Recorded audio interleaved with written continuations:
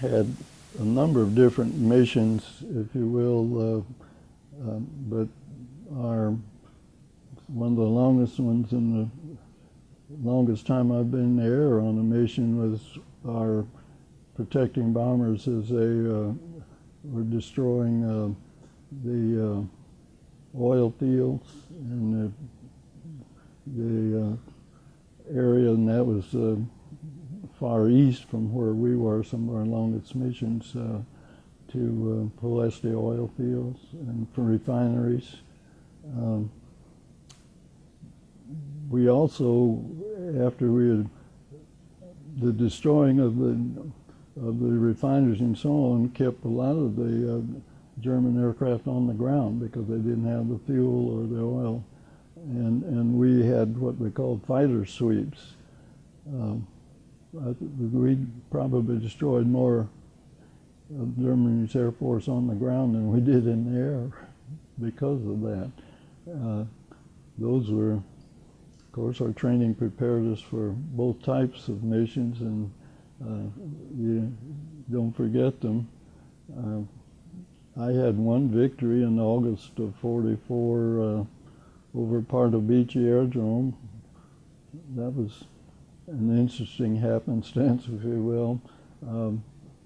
Our leader at the time, B.O. Davis, emphasized very much our sticking with the bombers and not just going off to get a victory.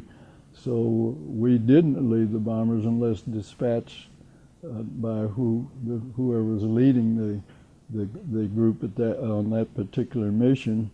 And we were bombing a rail yard in the nearby airport, part of Beachy Aerodrome, and say in Yugoslavia. And my flight was dispatched because Focke-Wulf 190 tried to penetrate the bombers we were escorting and tried to dive through them. We were able to get on their tail. On the one that I got, he decided to dive for the ground rather than climb away or some other effort. And fortunately, as we're jinking around, as we call it,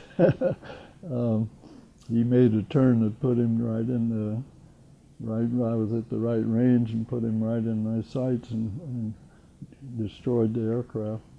In fact, the plane crashed on the airfield. By that time, we're right over the aerodrome. And that happens very quick, and I still remember getting away. There was ground fire, and stayed low and to get away from that ground fire, and there was ran across it, saw a train pulling by a station. So I put a few rounds in the engine there, but still kept on my escape route, if you will, before I began to climb back to altitude and get back home. How many